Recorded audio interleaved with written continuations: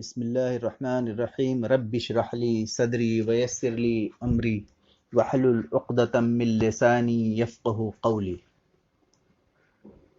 معزز خواتین و حضرات، اللہ تعالیٰ کا لاکھ لاکھ شکر و احسان ہے کہ اس نے ہمیں یہ موقع دیا کہ ہم اپنی مصروفیات میں سے چند لمحے نکال کر اللہ تعالیٰ کے کلام کو سن سکیں اور دین کی طرف اپنی میلان اور رغبت کا اظہار کر سکیں۔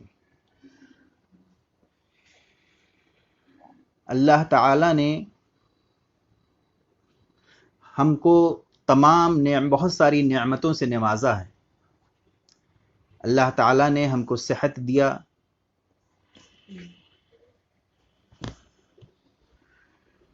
اللہ تعالیٰ نے ہم کو آرام و آسائش کی ساری چیزیں دی ہیں۔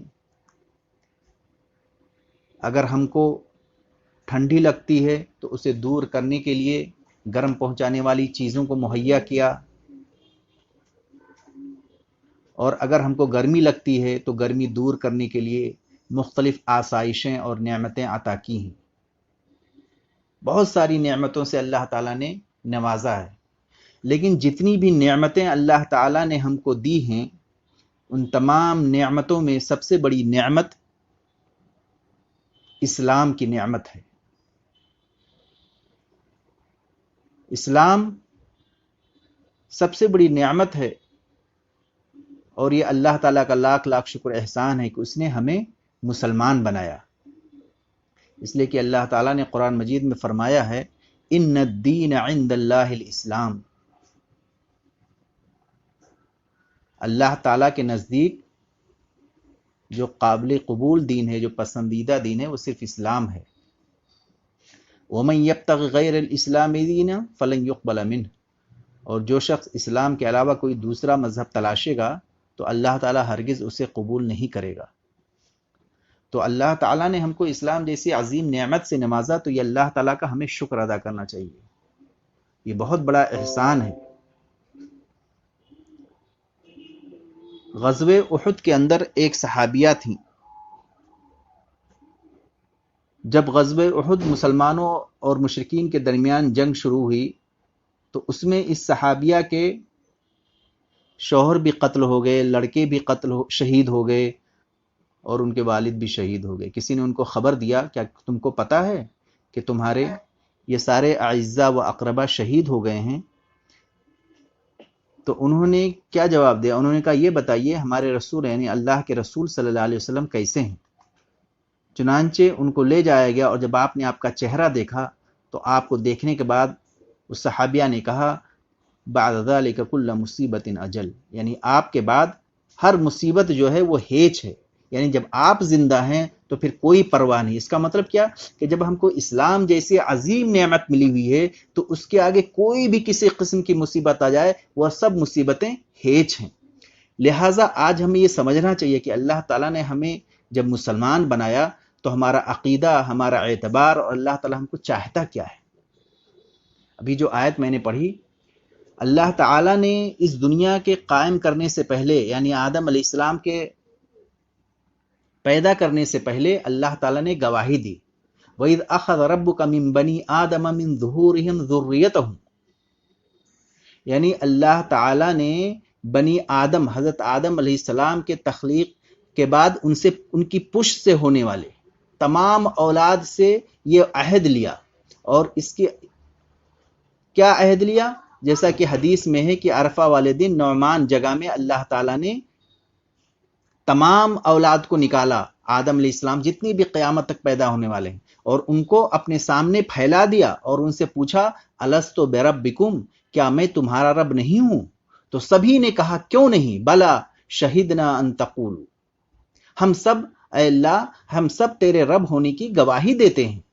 گویا کہ سبھی لوگوں نے، چاہے وہ مسلم ہو غیر مسلم ہو، سب لوگوں نے گواہی دی کہ صرف اللہ ہی رب ہے۔ اور اسی طرح سے ایک حدیث میں ہے کہ ہر بچہ فطرت پر پیدا ہوتا ہے، ہر بچہ فطرت اسلام پر پیدا ہوتا ہے، اور پھر اس کے ماں باپ اس کو یہودی یا نصرانی یا مجوسی بنا دیتے ہیں۔ جس طرح سے جانور کا بچہ صحیح سالم پیدا ہوتا ہے اس کا ناک کان کٹا نہیں ہوتا. اور اسی لیے آگے والی آیت میں یہ کہا گیا او تقولوا انما اشرک آباؤنا من قبل وكنا ذریۃ من بعدهم افتهلكنا بما فعل المبطلون. یعنی ہم نے یہ اخذ یعنی یہ وحدہ یہ عہد جو ہے اپنے ربوبیت کی گواہی اس لیے لی تاکہ تم یہ عذر نہ پیش کرو کہ ارے ہم تو غافل تھے، ہمارے باپ دادا شرک کرتے تھے اس لیے ہم بھی شرک کر رہے ہیں، ہمارے باپ دادا شرک کرتے تھے اس لیے ہم بھی شرک رہے ہیں، اللہ تو ہم کو گرفت میں، ایسا نہیں. یہ عذر قیامت کے دن بارگاہ الہی میں قبول نہیں ہوگا. تو گویا کہ اللہ تعالیٰ نے ساری انسانیت کو پیدا ہونے سے پہلے تمام انسانوں سے گواہی لے لی اور سبھی لوگوں نے اللہ کے ربوبیت کی گواہی دی. اس کے بعد اللہ تعالیٰ نے آدم علیہ السلام اور حوا علیہ السلام سے بہت سارے انسان اس دنیا میں پھیلائے اور قیامت تک جو ہے اسی طرح سے پیدا ہوتے رہیں گے. تو جب اس دنیا میں انسان آتا ہے تو اس کی دنیاوی زندگی شروع ہوتی ہے. گویا کہ سارے ارواح جو موجود تھے اس ارواح کو اللہ تعالیٰ تقدیر کے مطابق جس طرح سے اس کا منصوبہ ہے، اس کی پلاننگ ہے، اس کے حساب سے دنیا میں لاتا رہتا ہے، یعنی پیدائش ہوتی رہتی ہے. تو یہ گویا کہ اس کے بعد دنیاوی زندگی شروع ہو جاتی ہے، اور یہ دنیاوی زندگی یہ فانی زندگی ہے، یہ ہمیشہ ختم ہونے والی ہے. اور ہر انسان کا ایک وقت مقرر ہے، جب وہ وقت مقرر آ جاتا ہے تو یہ دنیاوی زندگی ختم ہو جاتی ہے اور اس کے بعد برزخی زندگی شروع ہو جاتی ہے. یعنی گویا کہ وہ شخص انتقال کر جاتا ہے، اس کا جسم مرتا ہے لیکن روح نہیں مرتی، روح اللہ تعالیٰ پھر منتقل کر دیتا ہے برزخی زندگی میں. اور جب قیامت قائم ہوگا تو اس کے بعد اخروی زندگی شروع ہو جائے گی. تو اس طرح سے زندگی کی یہ 3 مراحل ہیں: دنیاوی زندگی جو کہ فانی ہے، ختم ہونے والی ہے، پھر برزخی زندگی، اس دنیاوی زندگی میں جیسا عمل کرے گا ویسا بدلہ دیا جائے گا برزخی زندگی میں یعنی قبر کے اندر، اور اس کے بعد جب سور پھونکا جائے گا تو وہ اخروی زندگی شروع ہو جائے گی اور میدان محشر برپا ہوگا.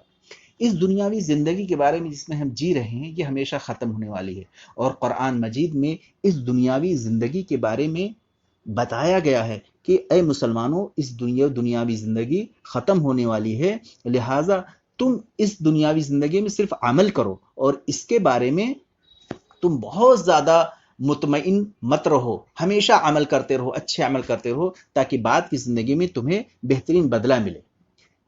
قرآن مجید میں اللہ تعالیٰ سورہ یونس میں ارشاد فرماتا ہے ان الذین لا یرجون لقاءنا ورضوا بالحیاۃ الدنیا واطمأنوا بها والذین هم عن آیاتنا غافلون اولئک مأواهم النار بما كانوا یکسبون.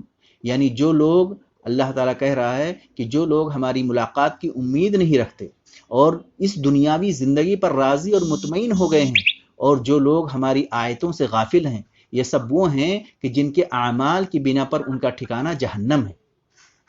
ایک دوسری جگہ اللہ تعالیٰ ارشاد فرماتا ہے اللہ یبسط الرزق لمن یشاء ویقدر وفرحوا بالحیاۃ الدنیا وما الحیاۃ الدنیا فی الآخرۃ الا متاع. یہ وہ لوگ، اللہ تعالیٰ جس کو چاہتا ہے روزی کشادہ کر دیتا ہے، اللہ تعالیٰ جس کو چاہتا ہے روزی کشادہ کر دیتا ہے اور اس کے حدیں متعین کر دیتے ہیں، یعنی گویا کہ روزی دینے والا اللہ تعالیٰ ہے. وفرح بالحیات الدنیا، اور یہ لوگ صرف دنیاوی زندگی پر خوش ہو گئے، حالانکہ آخرت کے مقابلے میں دنیاوی زندگی صرف ایک وقتی لذت کا درجہ رکھتی ہے، الا متاع، صرف بہت ہی تھوڑی دیر کے لیے فائدہ اٹھانے کی چیز ہے. دوسرے مقام پر اللہ تعالیٰ نے ارشاد فرمایا یا قوم انما هذه الحیات الدنیا متاع وان الآخرۃ ہی دار القرار. اے قوم والو یاد رکھو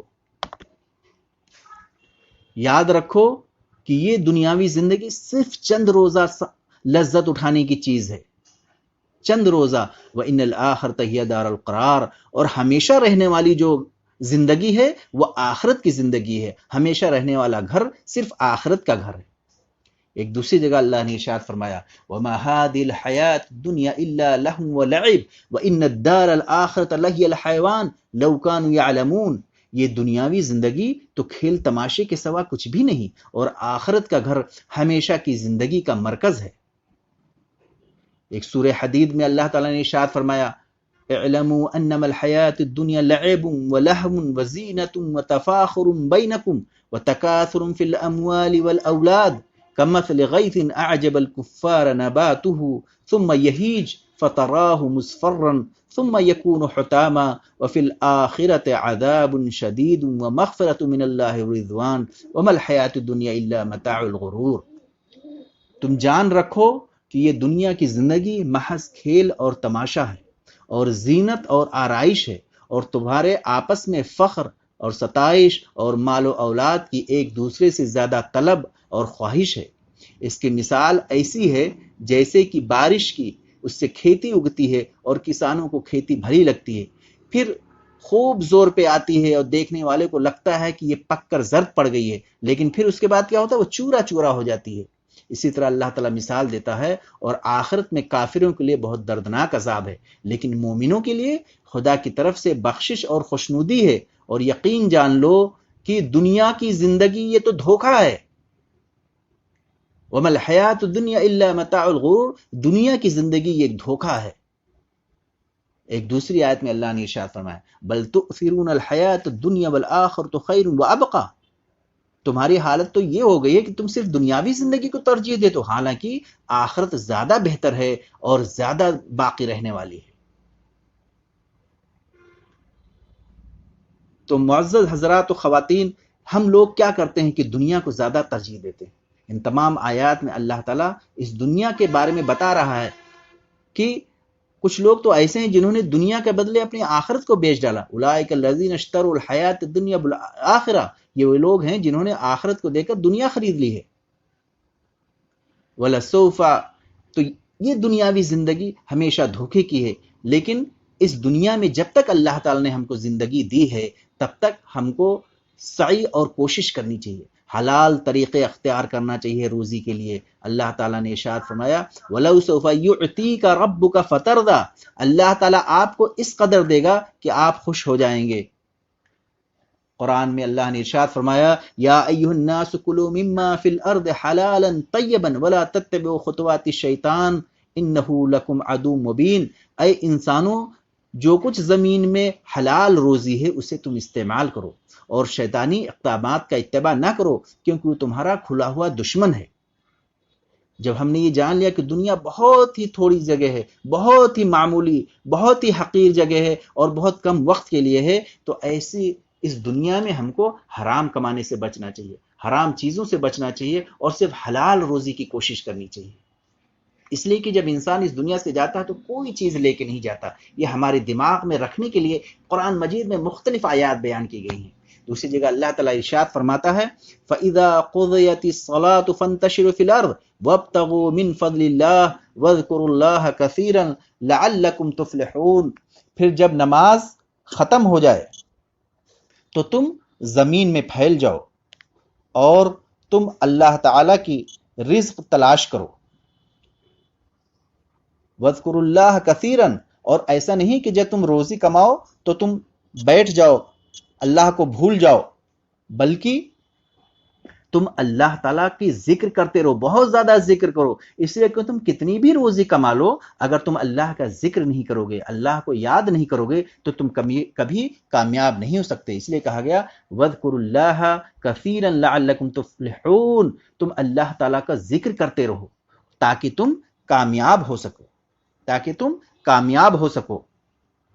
اور ہمیشہ ہم کو سیدھی راہ کی کوشش کرنی چاہیے۔ اللہ تعالیٰ نے قرآن مجید میں ارشاد فرمایا وَالَّذِينَ جَاهَدُوا فِينَا لَنَهْدِيَنَّهُمْ سُبُلَنَا وَإِنَّ اللَّهَ لَمَعَ الْمُحْسِنِينَ، یعنی جنہوں نے ہماری راہ میں کوشش کی ضرور ہم ان کو سیدھی راستہ دکھا دیں گے، اور بے شک اللہ نیک لوگوں کے ساتھ ہے۔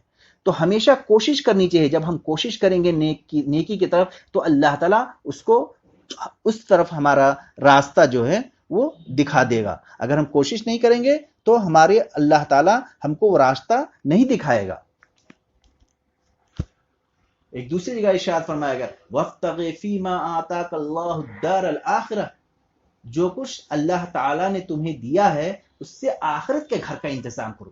جو ہم کو دولت دیا ہے، جو ہم کو مال دیا ہے، جو ہم کو نعمتیں دی ہیں، اس سے کیا ہو ہم آخرت کو خریدیں، یعنی صدقہ کر کے، خیرات کر کے، غریبوں محتاجوں کی مدد کر کے۔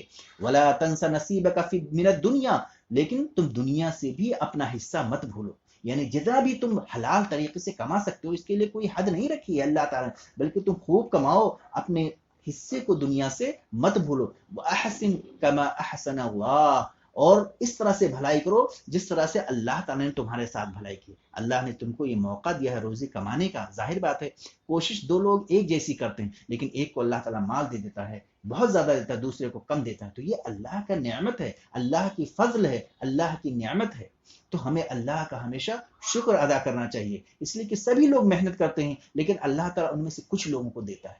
وَلَا تَبْغِ الْفَسَادَ فِي الْأَرْضِ، اور زمین میں تم فساد مت پھیلاؤ، فساد مت پھیلاؤ، اس لیے کہ ان اللہ لا يحب المفسدین، اللہ تعالیٰ فساد پھیلانے والوں کو کبھی پسند نہیں کرتا۔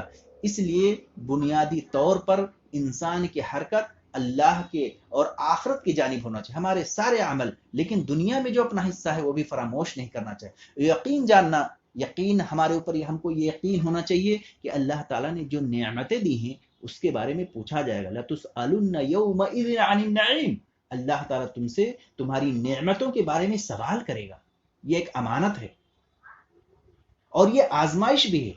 جتنا بھی مال اور اولاد ہے، اللہ تعالیٰ ارشاد فرماتا ہے وَاعْلَمُوا أَنَّمَا أَمْوَالُكُمْ وَأَوْلَادُكُمْ فِتْنَةٌ وَأَنَّ اللَّهَ عِندَهُ أَجْرٌ عَظِيمٌ، تم جان لو کہ تمہاری مال، تمہارے اولاد یہ آزمائش ہیں اور اللہ تعالیٰ کے پاس بہت بڑا اجر ہے۔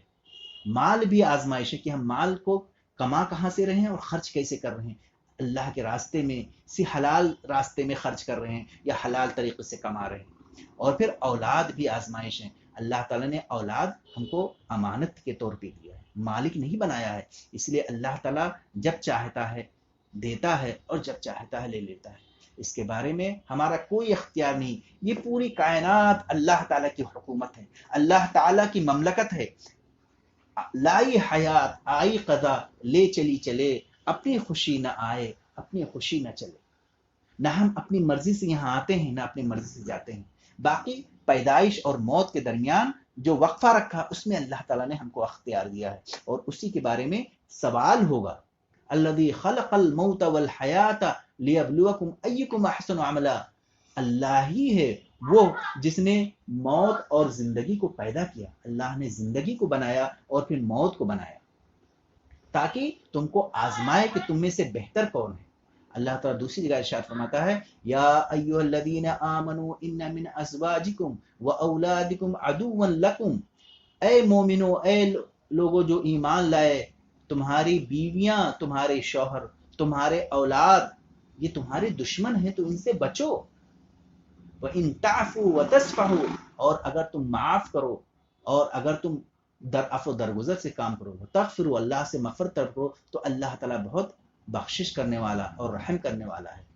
ایک دوسری جگہ فرمایا انما المال، یہ تمام چیزیں، یعنی ہم لوگ اپنے مال پہ فخر کرتے ہیں، اپنے اولاد پہ فخر کرتے ہیں، لیکن یہ بھول جاتے ہیں کہ یہ اللہ کی طرف سے امانت ہے، اللہ تعالیٰ اس کے بارے میں ہم سے پوچھے گا۔ اگر ہم نے اولاد کو اچھی تربیت دی، اچھی چیزیں سکھائیں، دین کی طرف ان کو مائل کیا، تو یقیناً جب انسان مر جاتا ہے تو اس کو تین چیزیں، ساری چیزیں ختم ہو جاتی ہیں، کچھ بھی قبر میں لے کے نہیں جاتا خالی ہاتھ، لیکن تین چیزیں ایسی ہیں جو مرنے کے بعد بھی اس کو فائدہ پہنچاتی رہتی ہیں۔ وہ تین چیزیں کیا ہیں؟ سب سے پہلی چیز، اگر اس نے مال کمایا اور اس مال کو صدقہ جاریہ میں لگایا، کہیں کنواں کھدا دیا، کہیں کسی کے لیے کوئی مسجد بنوا دی، مدرسہ بنا دیا جس سے بچے پڑھتے ہیں، تو تمام صدقہ جاریہ اس کا ثواب ملتا رہتا ہے۔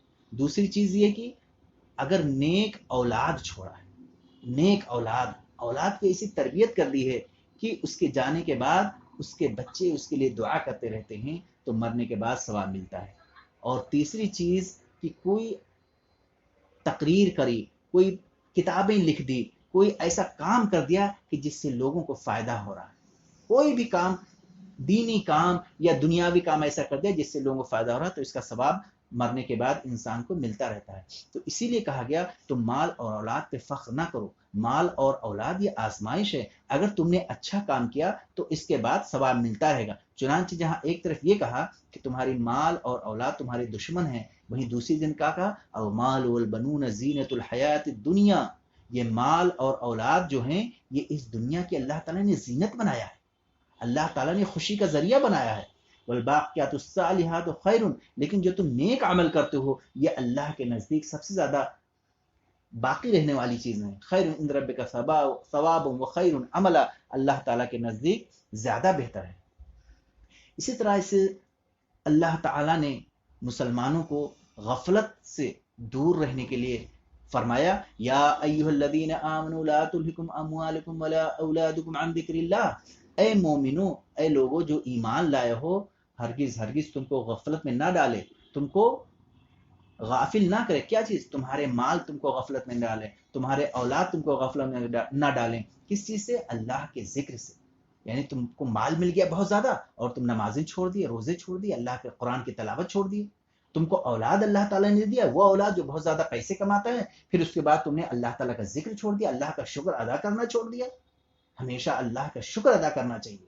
جو بھی مال اور اولاد دیا یہ ہماری چیزیں نہیں ہیں، یہ ہم کو اللہ تعالیٰ نے نعمتیں دی ہیں. اللہ تعالیٰ آزما رہا ہے کہ دیکھو ہم نے تمہیں نعمتیں دی ہیں تو تم اللہ تعالیٰ کا شکر ادا کرتے ہو کہ نہیں. ومن يفعل ذلك فاولئک هم الخاسرون. اور جو شخص غافل ہو گیا، یعنی جس کے مال اور اولاد نے اس کو اللہ کے ذکر سے غافل کر دیا، تو یقین جانو کہ وہ بہت ہی بڑے گھاٹے میں ہے. وانفقوا مما رزقناکم من قبل ان یأتی احدکم الموت. اور جو روزی ہم نے دی، یہاں دیکھو اللہ تعالیٰ نے کہا وانفقوا مما رزقناکم، اس مال میں سے خرچ کرو جو ہم نے تم کو دیا ہے، نہیں کہا جو تم نے کمایا ہے. اللہ تعالیٰ دیتا ہے روزی. انہ هو الرزاق ذو القوۃ المتین. اللہ ہی ہے جو بہت زیادہ روزی دینے والا ہے اور بہت طاقتور ہے. اللہ تعالیٰ نے ذریعہ بنایا ہے، ہم کام کرتے ہیں تو ہم کو روزی ملتی ہے. کیوں؟ اللہ تعالیٰ دیتا ہے.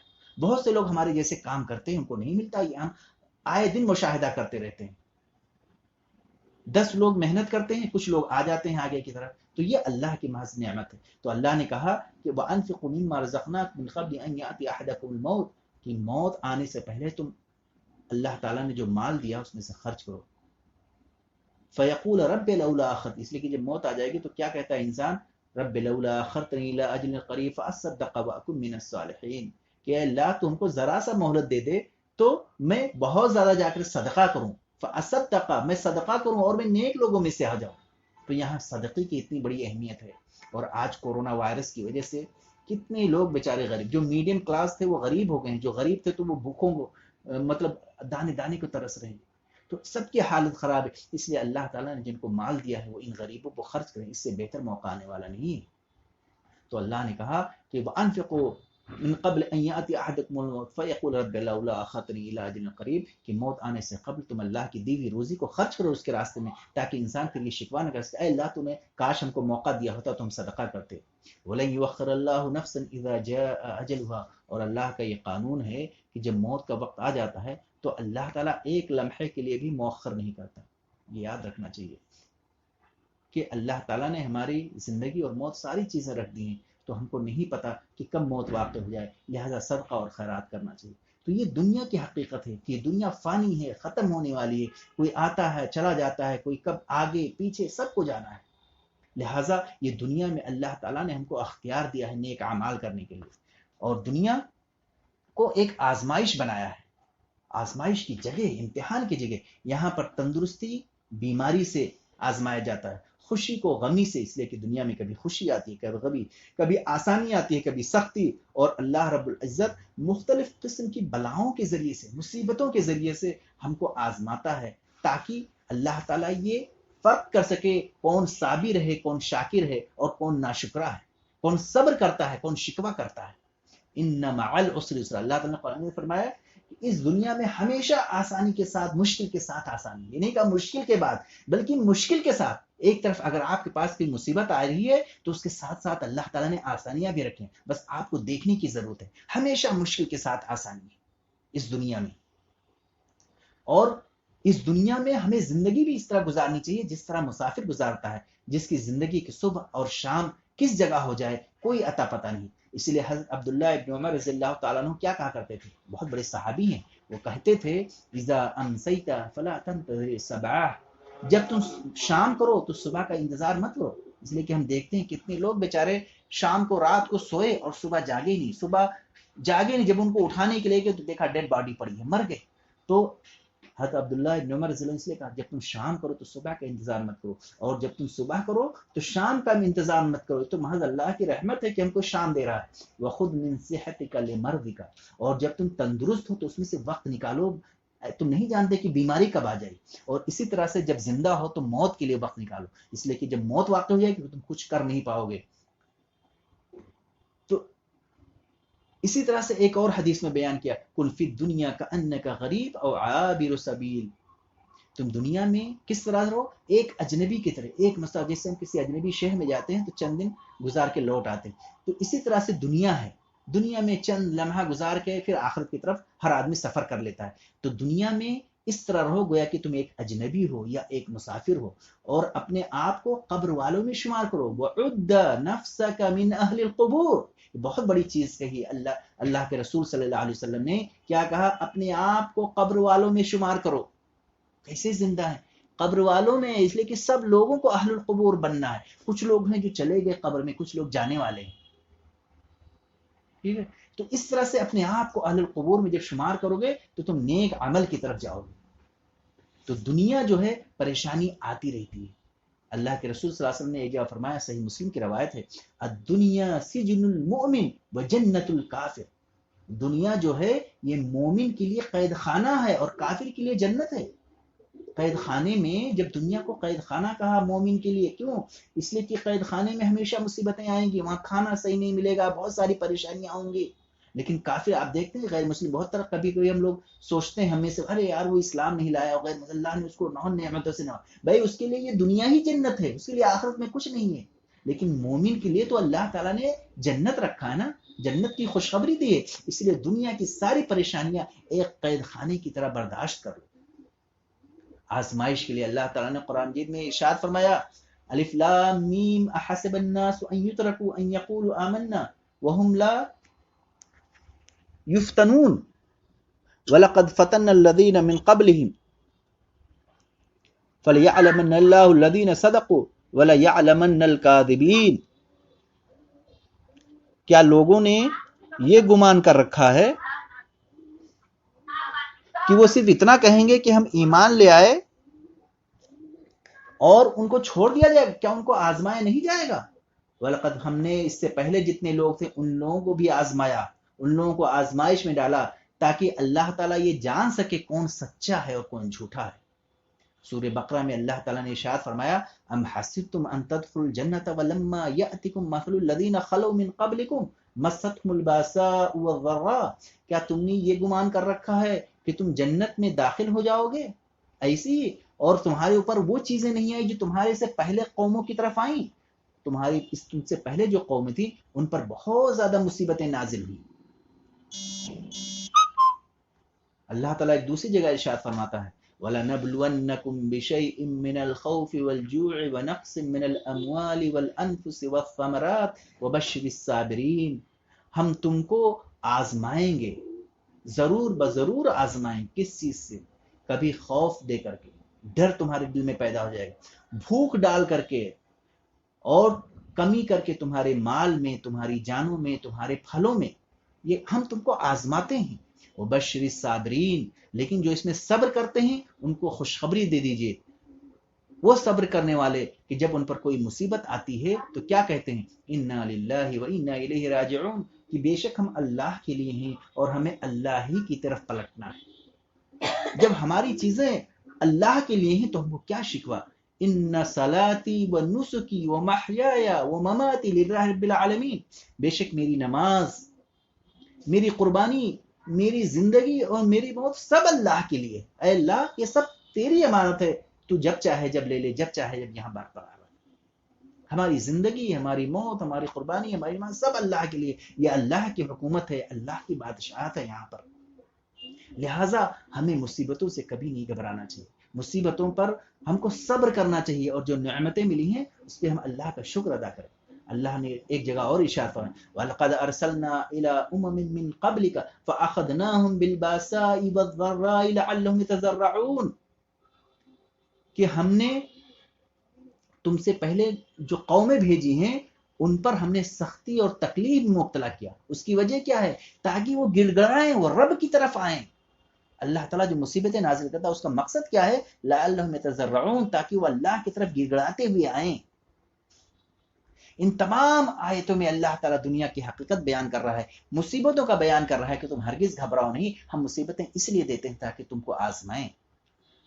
ابو ہریرہ رضی اللہ تعالیٰ عنہ سے روایت ہے کہ اللہ کے رسول صلی اللہ علیہ وسلم نے فرمایا ما يزال البلاء بالمؤمن والمؤمنة في نفسه وولده وماله حتى يلقى الله تعالی وما علیہ خطیہ، کہ جب بھی کسی مومن مرد اور عورت پہ اللہ تعالیٰ مصیبت نازل کرتا ہے، اس کے نفس میں مان لیا کوئی تکلیف ہو گئی، کوئی بیماری ہو گئی، اس کے جسم میں یا اس کے اولاد میں، کبھی کبھی اللہ تعالیٰ کسی کی زندگی میں جوان اولاد کو لے لیتا ہے، وہ تڑپ کے رہ جاتا ہے، تو اللہ تعالیٰ کی آزمائش ہے، اس کے نفس میں کسی کو بیماری دے دیا، کسی کے اولاد میں آزمائش ہے، کسی کے اولاد کو لے لیا، وہ مال ہی، اور کسی کے مال کو لے لیا، بہت زیادہ پیسے تھے، بہت زیادہ، اچانک وہ فقیر ہو گیا، گھاٹا لگ گیا بزنس میں، تو اللہ تعالیٰ جب یہ آزمائش کرتا ہے تو اس کے کیا ہے کہ جب وہ اس حالت میں صبر کرتا ہے اور اللہ سے ملاقات کرتا ہے تو اس کے اوپر کوئی گناہ نہیں ہوتا، وہ گناہوں سے پاک ہوتا ہے۔ تو ہمیشہ یاد رکھیے، اللہ کے رسول صلی اللہ علیہ وسلم نے فرمایا کہ اللہ تعالیٰ مصیبتیں ڈالتا ہے تاکہ تم کو پیوریفائی کر دے، تم کو پاک کر دے۔ آگے بڑھو۔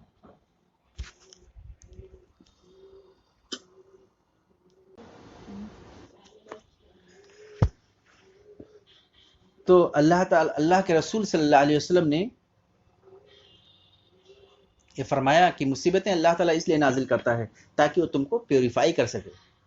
اسی طرح سے ایک اور حدیث میں اللہ کے رسول نے فرمایا ما یصیب المسلم من نصب ولا وصب ولا ہم ولا حزن ولا اذى ولا غم، کہ مسلمان جب بھی کسی پریشانی، بیماری، رنج و ملال، تکلیف اور غم میں مبتلا ہو جاتا ہے، یہاں تک کہ اگر اسے کوئی کانٹا بھی چبھ جاتا ہے تو اللہ تعالیٰ اس کے بدلے اس کے گناہوں کا کفارہ بنا دیتا ہے۔ اسی طرح سے اللہ کے رسول نے فرمایا من یرید اللہ بہ خیرا یصب منہ، جس کے ساتھ اللہ تعالیٰ بھلائی چاہتا ہے تو اس کو جو ہے کسی بیماری کی تکالیف اور دیگر مصیبتوں میں مبتلا کر دیتا ہے۔ لہٰذا اللہ تعالیٰ نے اگر ہم کو آزمائش میں ڈالا ہے، چاہے وہ ہمارے جسم میں مصیبت ڈال کے، ہمارے اولاد کے ذریعے، ہمارے مال کے ذریعے، تو گھبرانا نہیں چاہیے بلکہ صبر کرنا چاہیے اور اللہ تعالیٰ سے خیر کی امید رکھنی چاہیے، ہمیشہ اللہ تعالیٰ سے بھلائی کی امید رکھنا چاہیے، کیونکہ اللہ کے رسول صلی اللہ علیہ وسلم ایک اور حدیث میں فرمایا کہ اللہ تعالیٰ ما من مسلم یصیبہ عدم من مرض فما سواہ الا حط اللہ تعالیٰ بہ سیئاتہ، جب بھی مسلمان کو کوئی مصیبت پہنچتی ہے تو اللہ تعالیٰ کوئی بیماری کے ذریعے، کسی تکلیف کے ذریعے، تو اس کے بدلے اللہ تعالیٰ اس کی گناہوں کو مٹا دیتا ہے، جس طرح سے درخت سے اس کے پتے جھڑتے، درخت سے اس کے پتے جھڑتے ہیں۔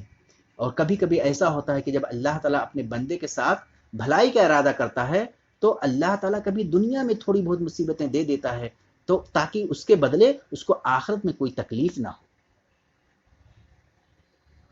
حضرت ابراہیم بن مہدی سلمی اپنے والد سے روایت کرتے ہیں کہ نبی کریم صلی اللہ علیہ وسلم نے فرمایا کہ جب بندے کو اللہ کی طرف سے کبھی کوئی ایسا رتبہ مل جاتا ہے، یعنی اللہ تعالیٰ جب کسی کو کوئی بلندی عطا کرتا ہے لیکن وہ اپنے عمل کے ذریعے نہیں پہنچ پاتا اس بلندی کو، تو اللہ تعالیٰ اس کے جسم میں یا اس کے مال میں یا اس کے اولاد کے ذریعے سے اس کو آزماتا ہے، کوئی تکلیف دے دیتا ہے، پھر اللہ تعالیٰ اسے صبر کی توفیق دیتا ہے، یہاں تک کہ بندہ وہ اس مقام کو جا پہنچتا ہے جو اسے اللہ کی طرف سے ملا تھا۔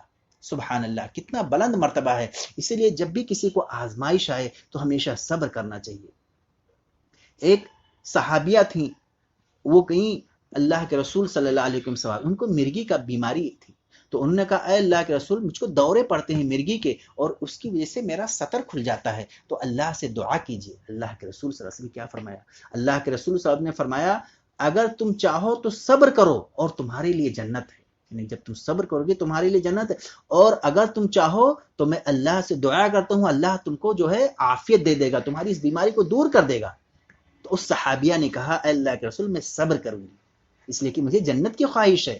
حالانکہ اگر وہ چاہتی تو کہتی اللہ دعا کر دیے مجھے اس بیماری سے نجات، لیکن انہیں صبر کو پریفر کیا، صبر کو ترجیح دی، کیونکہ اس کے بدلے ان کو ہمیشہ کی زندگی ملنے والی ہے، ہمیشہ کی زندگی میں عیش آرام ملنے والا ہے۔ لیکن پھر انہوں نے کہا کہ اے اللہ کے رسول، میں صبر کروں گی، لیکن آپ چونکہ میرا صدر کھل جاتا ہے تو آپ دعا کر دیجئے کہ میرا سطر نہ کھلے۔ چنانچہ اللہ کے رسول صلی اللہ علیہ وسلم نے دعا کی اور پھر ان کا سطر نہیں کھلتا تھا۔ اسی طرح سے ایک اور حدیث میں اللہ کے رسول صلی اللہ علیہ وسلم نے فرمایا کہ جس پر جتنی بڑی مصیبت آتی ہے اتنا بڑا ثواب ہے، جتنی بڑی مصیبت آتی ہے اتنا ہی زیادہ ثواب دیتا ہے. اسی لیے جب اللہ تعالیٰ کسی قوم کو پسند کرتا ہے، کسی کو پسند کرتا ہے، کسی سے محبت رکھتا ہے، تو ان کو آزمائش میں مبتلا کرتا ہے. تو جو اس آزمائش پہ صبر کیا اس کے لیے اللہ کی رضامندی ہے، لیکن جس نے شکوہ شکایت کیا اس کے لیے اللہ کی ناراضگی ہے. اسی لیے ہم کو صبر کرنا چاہیے.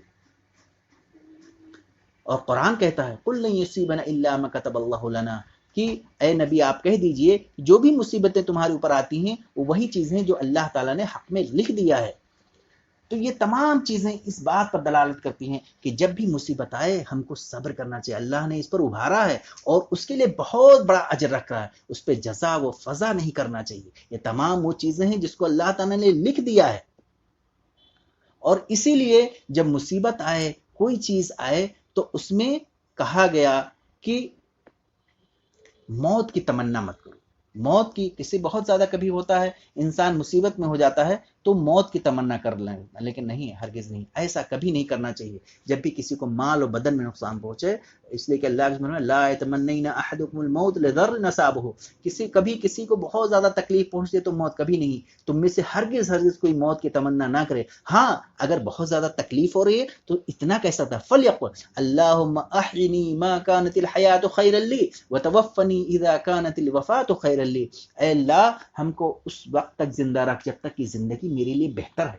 اے اللہ ہم کو اس وقت تک زندہ رکھ جب تک کہ زندگی میرے لیے بہتر ہے، اور جب موت ہمارے لیے بہتر ہو تو ہم کو موت دے دے.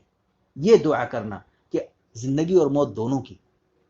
اسی لیے ضروری ہے کہ تقدیر پہ ایمان رہنا. جب تک ہمارے تقدیر پہ ایمان نہیں ہوگا، مکمل بھروسہ نہیں ہوگا، تب تک ہم لوگ پریشان رہیں گے. اس لیے کہ اللہ تعالیٰ نے کہا ما اصاب من مصیبت الا باذن اللہ ومن یؤمن باللہ یہد قلبہ واللہ بکل شیء علیم، کہ جو بھی تمہیں مصیبتیں پہنچتی ہیں وہ صرف اللہ کی اذن سے، اللہ کی اجازت کے بغیر کوئی مصیبت کسی کو نہیں پہنچ سکتی، چاہے وہ بیماری ہو، چاہے وہ موت ہو، چاہے اور کسی قسم کی مصیبت ہو. اور جو اللہ پہ ایمان رکھے گا اللہ تعالیٰ اس کو ہدایت دے دے گا. واللہ بکل شیء علیم، اور اللہ تعالیٰ ہر چیز کو جاننے والا ہے. تو اسی لیے ہمیں اپنے قضاء اور قدر پر ایمان کی تجدید کرتے رہنا چاہیے. اللہ کے رسول صلی اللہ علیہ وسلم نے فرمایا وَلَوْ أَنفَقْتَ مِثْلَ أُحُدٍ ذَهَبًا فِي سَبِيلِ اللَّهِ، اگر تم احد پہاڑ کے برابر سونا خرچ کر دو تو اللہ تعالیٰ یہ تو تم کو یہ قبول نہیں کرے گا جب تک کہ تم قدر پہ تقدیر پہ ایمان نہ لے آؤ.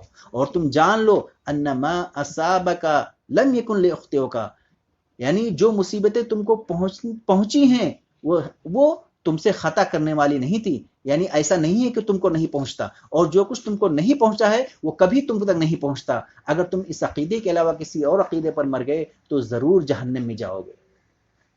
تو ہمیشہ ہمیں تقدیر پہ ایمان کہ جو اللہ تعالیٰ نے لکھ دیا ہے وہ ہو کے رہے گا.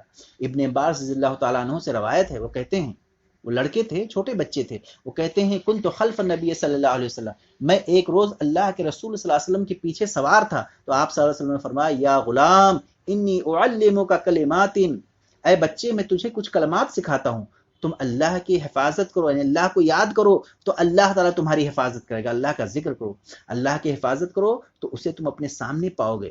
اور جب بھی تم سوال کرو، جب بھی مانگنا ہے تو صرف اللہ سے مانگو، اور جب بھی تم مدد مانگنی ہے تو اللہ سے مانگو. اور تم یہ جان لو کہ اگر پوری قوم تمہیں نفع پہنچانے کے لیے جمع ہو جائے، پوری قوم، پوری دنیا تم کو نفع پہنچانے کے لیے جمع ہو جائے تو تمہیں کچھ بھی نفع نہیں پہنچا سکے گی مگر اتنا ہی جو اللہ تعالیٰ نے تمہارے لیے لکھ دیا ہے. اسی طرح سے اگر پوری قوم تم کو نقصان پہنچانے پہ تل جائے تو تمہیں اتنا ہی نقصان پہنچا سکے گی جتنا اللہ نے مقدر میں رکھا ہے، اس سے زیادہ نہیں. تم کو ہرگز نہیں نقصان پہنچا سکتی مگر اتنا ہی جتنا اللہ نے مقدر میں لکھ دیا ہے. قلمیں اٹھا لی گئی ہیں اور صحیفے خشک ہو گئے ہیں. تو یہ ایمان لانا بہت ضروری ہے کہ اللہ تعالیٰ نے جو لکھا ہے وہی چیز ہو سکتا ہے. اور جب ہمارا تقدیر پہ ایمان کمزور ہو جاتا ہے تو اسی کی وجہ سے ہم پریشان ہو جاتے ہیں، ہم گھبرا جاتے ہیں. جبکہ یہ ہونا چاہیے کہ ہم بیماری سے نہ ڈریں بلکہ اس بیماری کو جس نے پیدا کیا ہے اس سے ڈریں، یعنی اللہ تعالیٰ سے ڈریں. اور اللہ تعالیٰ نے جو ہمارے لیے مقدر کیا ہے اس پہ قناعت رکھیں، اس پہ قانع ہوں اور مطمئن رہیں. اسی لیے ہماری یہی چیز ہے جو ہم کو اس دنیا میں ایک خوشحال زندگی کی ضمانت دیتا ہے اور آخرت میں کامیابی کی. جب ہم تقدیر پہ ایمان رکھیں گے تو اللہ پہ بھروسہ ہونا بہت ضروری ہے. اللہ رب العزت پہ توکل، پہلے ہم اسباب اختیار کریں، اسباب و ذرائع کے اختیار کریں. جیسے کہ اگر کوئی بیمار ہے تو ہم حتی الامکان علاج کریں، لیکن شفا کی امید صرف اللہ سے رکھیں۔ ہم کو روزی کمانا ہے تو ہم اس کے لیے محنت کریں، اس کے لیے کمپنی کھولیں، اس کے لیے ڈیوٹی پہ جائیں، لیکن جو اللہ تعالیٰ دے دے حرام چیزوں سے بچیں، حلال چیزیں جو اللہ تعالیٰ دیں اس پہ قناعت کریں۔ اللہ تعالیٰ ارشاد فرماتا ہے امن یجیب المضطر اذا دعا ویکشف السوء ویجعلکم خلفاء الارض، یہ بتاؤ کہ جب تم کو مصیبت پہنچتی ہے اور جب کوئی پکارتا ہے اللہ تعالیٰ، کون ہے جو اللہ تعالیٰ کی اس پکار کو سنتا ہے، اور کون ہے جو اس تمہاری سختی کو دور کرتا ہے؟ وہ صرف اللہ تعالیٰ ہے، اور تمہیں زمین کا وہ خلیفہ بناتا ہے۔ کیا اللہ تعالیٰ کے ساتھ کوئی اور معبود ہے؟ اللہ تعالیٰ نے ایک جگہ اور ارشاد فرمایا ان ارادین اللہ بذر هل هن کاشفات ضره او ارادنی، کیا اگر اللہ تعالیٰ تم کو کوئی مصیبت میں مبتلا کر دے تو کیا یہ تمام چیزیں تمہاری مصیبت کو دور کر سکیں گی؟ نہیں، ہرگز نہیں، اللہ کے علاوہ کوئی دور نہیں کر سکتا۔ او ارادنی برحمت، اور اگر اللہ تعالیٰ تم کو کوئی بھلائی دینا چاہے، اپنی رحمت دینا چاہے، تو کیا یہ اللہ کے علاوہ جو معبود ہیں، جو ذرائع ہیں، کیا وہ اللہ کی رحمت کو روک سکتے ہیں؟ ہرگز نہیں۔ آپ کی کہہ دیجئے حسبی اللہ، ہمارے لیے اللہ کافی ہے، علیہ توکل المتوکلون، اور مومنوں کو صرف اللہ پہ بھروسہ کرنا چاہیے، صرف اللہ پہ۔ اللہ نے دوسری جگہ ارشاد فرمایا وَإِن يَمْسَسْكَ اللَّهُ بِضُرٍّ فَلَا كَاشِفَ لَهُ إِلَّا هُوَ، اگر اللہ تعالیٰ تم کو مصیبت دے دے، کسی بھی مصیبت میں مبتلا کر دے، تو اللہ تعالیٰ کے علاوہ اس مصیبت کو دور کرنے والا کوئی نہیں ہے، کسی کے اندر اتنی طاقت نہیں جو اس مصیبت کو دور کر دے۔ وَإِن يُرِدْكَ بِخَيْرٍ فَلَا رَادَّ لِفَضْلِهِ، اور اگر اللہ تعالیٰ تم کو کوئی بھلائی دینا چاہے تو کوئی نہیں ہے جو اللہ تعالیٰ کی اس فضل کو، اس مہربانی کو روک دے۔ یصیب من یشاء من عبادی، جس کو چاہتا ہے اللہ تعالیٰ اس پر اپنے فضل نچھاور کر دیتا ہے، اور اللہ تعالیٰ بڑی مغفرت اور بڑی رحمت کرنے والا ہے، بڑی رحمت والا ہے۔ لہٰذا اسباب کو اختیار کرنے کے ساتھ ساتھ شفا یابی کی امید صرف اللہ سے رکھنا چاہیے، اللہ تعالیٰ پر مکمل توکل کرنا، اور ہر قسم کے معاملات کو اللہ کے سپرد کرنا، کیونکہ ہر قسم کی خیر اور بھلائی صرف اسی کے ہاتھ میں ہے، یہ اللہ کی مملکت ہے، اللہ کی بادشاہت ہے، لہٰذا اللہ پہ بھروسہ کرنا چاہیے، اسی کا خوف دل میں بسانا ہے، اور اس کے علاوہ کسی سے قطعا نہیں ڈرنا چاہیے۔ قرآن کہتا ہے الیس اللہ بکاف عبدہ، کیا اللہ تعالیٰ اپنے بندے کے لیے کافی نہیں ہے؟ وَيُخَوِّفُونَكَ بِالَّذِينَ مِن دُونِهِ، یہ لوگ اللہ تعالیٰ کے علاوہ دوسروں سے ڈرا رہے ہیں، اور جسے اللہ گمراہ کر دے اس سے کوئی رہنمائی کرنے والا نہیں ہے۔ اس لیے اللہ کے رسول صلی اللہ علیہ وسلم نے فرمایا کہ جب آدمی اپنے گھر سے نکلے تو کیا دعا پڑھے؟ بسم اللہ توکلت علی اللہ لا حول ولا قوت الا باللہ، یہ دعا پڑھے تو اس وقت اللہ تعالیٰ کیا کہتے؟ ہدیتا و کفیتا و وقیتا، کہ تجھ کو ہدایت دی گئی، تیری طرف سے کفایت کر دی گئی، اور تو بچا لیا گیا۔ یہ جگہ اللہ کے رسول صلی اللہ علیہ وسلم نے ارشاد فرمایا کہ عجبا لامر المؤمن، کہ مومن کا معاملہ تو عجیب ہے، ان امرہ کلہ لخیر، کہ مومن کے لیے ہر حال میں بھلائی ہے۔ اگر کوئی شخص اللہ پہ بھروسہ رکھتا ہے، اللہ پہ ایمان رکھتا ہے، اس کے لیے ہر معاملے میں بھلائی ہے، اور یہ مومن کے علاوہ اللہ تعالیٰ نے یہ شرف کسی کو نہیں دیا ہے۔ وہ کیا ہے کہ ان اصابتہ سراء شکر فکان خیر اللہ، اگر اللہ تعالیٰ اس کو کوئی نعمتیں دے دیتا ہے، کوئی خوشی دے دیتا ہے، مال اور اولاد دے دیتا ہے، تو وہ اللہ کا شکر ادا کرتا ہے، اور اس میں اللہ کی بھلائی ہے۔ وہ نہیں کہتا ہے کہ میں نے تکرم لگایا، میں نے یہ کیا، میں نے اتنا کما لیا، ہرگز نہیں۔ وہ اللہ کا شکر ادا کرتا ہے کہ اللہ نے ہم کو یہ مال دیا، اللہ نے یہ اولاد دیا۔ وَإِنْ أَصَابَتْهُ ضَرَّاءٌ، اور اگر اس کو کوئی مصیبت پہنچتی ہے، کوئی پریشانی پہنچتی ہے، چاہے مال کی ہو، اولاد کی ہو، تو اس پہ صبر کرتا ہے، اور اس میں اللہ کے لیے، اس میں بھی اس کے لیے بھلائی ہے۔ تو یہ تمام چیزیں صرف ایک مومن کو اللہ تعالیٰ نے دی ہے، کہ اللہ پہ بھروسہ، تقدیر پہ ایمان، دنیاوی زندگی کو ہیچ سمجھنا کہ بھائی یہاں سے نکلنا ہے، یہاں پہ ہم مسافر ہیں، اور اس کے بعد دعا کا اہتمام کرنا۔ عربی زبان میں کہا جاتا ہے الدعاء عدو البلاء، دعا جو ہے وہ تمام بلاؤں اور مصیبتوں کا دشمن ہے، دعا تمام بلاؤں اور مصیبتوں کا دشمن ہے، لہٰذا انسان کو کثرت کے ساتھ دعا کرنی چاہیے۔ اللہ کے رسول صلی اللہ علیہ وسلم نے ارشاد فرمایا، صحیح حدیث ہے، کہ لا یزید فی العمر الا البر، کہ انسان کی عمر میں نہیں اضافہ ہوتا ہے مگر نیکی، یعنی نیکی اگر کرتا ہے تو اللہ تعالیٰ اس کے عمر میں اضافہ کر دیتا ہے، اور قدر کو صرف دعا ٹال سکتی ہے، یعنی دعا کی وجہ سے تقدیر جو معلق ہوتی ہے وہ ٹل جاتی ہے، اور کبھی کبھی ان الرجل لیحرم الرزق بخطیئۃ یعملها، یعنی کبھی انسان کوئی گناہ کا کام کرتا ہے اور اللہ تعالیٰ اسے روزی سے محروم کر دیتا ہے۔ تو یہ دعا میں بہت بڑی طاقت اللہ تعالیٰ نے لکھ دی ہے، اسی لیے کہا گیا کہ ادعوا ربکم تضرعا وخفیا انہ لا یحب المعتدین، کہ تم اپنے رب سے دعا کرو گڑ گڑاتے ہوئے، تضرعا اور خفیہ طور پر، خاموشی کے طور پر، بے شک اللہ تعالیٰ زیادتی کرنے والوں کو پسند نہیں کرتا ہے۔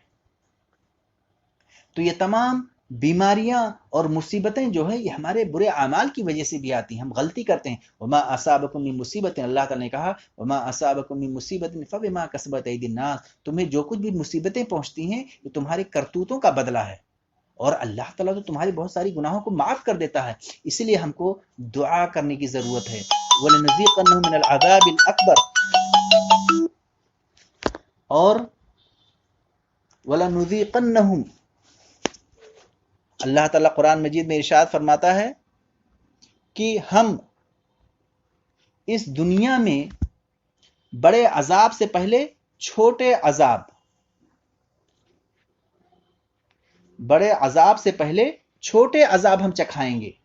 چھوٹے عذاب یہ سب کورونا وائرس، کورونا ڈیسیز، پوری دنیا مبتلا ہے، کیا ہے یہ؟ عذاب الادنا ہے، یعنی قیامت سے پہلے ایک چھوٹی قیامت ہے۔ اس کا مقصد کیا ہے؟ لعلہم یرجعون، اللہ تعالیٰ نے کورونا پیدا کیا، کورونا کے ذریعے سب کو مبتلا کیا، مقصد کیا ہے؟ لعلہم یرجعون، تاکہ یہ لوگ ہماری طرف لوٹ آئیں۔ لیکن کچھ بدنصیب ایسے ہوتے ہیں کہ اتنی مصیبتوں کے بعد بھی وہ لوگوں پہ ظلم کرنا نہیں چھوڑتے، وہ اللہ کی طرف نہیں لوٹتے ہیں۔ لہٰذا اللہ کا مقصد ہے، اللہ چاہتا ہے کہ تاکہ اللہ کی طرف رجوع کرو۔ اگر تم نماز نہیں پڑھتے تھے نماز پڑھو، اللہ برائی کام کرنے سے اسے باز آ جاؤ، نیکی کی طرف آ جاؤ، اللہ کی طرف پلٹ آؤ، اللہ پر بھروسہ کرو، تاکہ لعلہم یرجعون، تاکہ تم اللہ کی طرف رجوع کرو۔ لہٰذا جو بھی مصیبتیں آتی ہیں، جو بھی پریشانیاں آتی ہیں، یہ محض یاد دہانی کے لیے ہیں، اس لیے کہ یہ دنیا چھوڑ کر سبھی کو جانا ہے۔ جب بھی اللہ تعالیٰ نے کہا کہ تمہارے کرتوت کا بدلہ، تو اس کا علاج کیا ہے؟ اس کا علاج بھی اللہ تعالیٰ نے بیان کر دیا۔ کہا فَقُلْتُ اسْتَغْفِرُوا رَبَّكُمْ إِنَّهُ كَانَ غَفَّارًا، استغفار، اللہ تعالیٰ سے گناہوں کی معافی، استغفر اللہ پڑھو، ہر وقت پڑھتے رہو۔ اللہ تعالیٰ کیا کہہ رہا ہے کہ ہم نے کہا نوح کی قوم سے کہ تم اپنے رب سے استغفار کرو، اپنے رب سے گناہوں کی معافی طلب کرو، اس لیے کہ اللہ تعالیٰ بہت زیادہ گناہوں کو معاف کرنے والا ہے، غفار ہے، بہت زیادہ بخششیں کرنے والا ہے۔ اور اس استغفار کا کیا نتیجہ ہوگا؟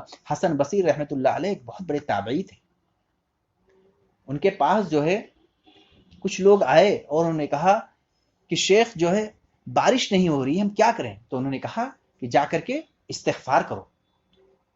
ایک دوسرے صاحب انہوں نے کہا میرے مال میں بہت زیادہ گھاٹا ہو گیا ہے، میں کیا کروں؟ کہا جا کر کے استغفار کرو، یعنی اللہ سے مغفرت طلب کرو۔ ایک اور صاحب ہے، ان کے اولاد ہے کہ اے شیخ میرے پاس اولاد، اللہ سے دعا کریں، کیا کریں ہم اولاد؟ تو کہا کہ جا کے استغفار کرو۔ تو ان کے پاس جو بیٹھے ہوئے انہوں نے کہا کہ آپ نے تینوں لوگوں کا کہا کہ جا کے استغفار کرو، ایک ہی علاج بتایا؟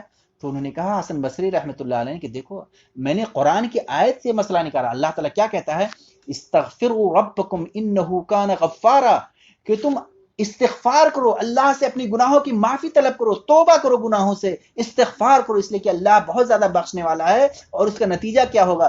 یرسل السماء علیکم مدرارا، کہ اللہ تعالیٰ موسلا دھار بارش نازل کر دے گا تمہارے پر استغفار کی زندگی میں، اور پھر تمہارے فصل لہلا اٹھیں گے۔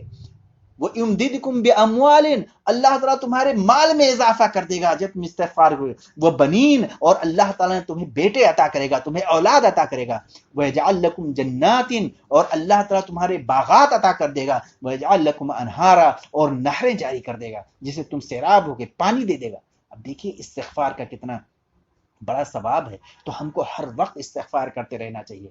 وَلَقَدْ نَعْلَمُ أَنَّكَ يَضِيقُ صَدْرُكَ، اسی طرح سے اگر کوئی آپ کو تکلیف دے رہا ہے، ایک اس دنیا میں بہت سارے لوگ ایک ساتھ رہتے ہیں، حالانکہ مسلم کی یہ تعریف کی گئی ہے کہ حقیقی مسلم وہی ہے من سلم المسلمون من لسانہ ویدہ، کہ اصل مسلمان وہ ہے جس کے ہاتھ اور زبان سے دوسرا مسلمان محفوظ رہے۔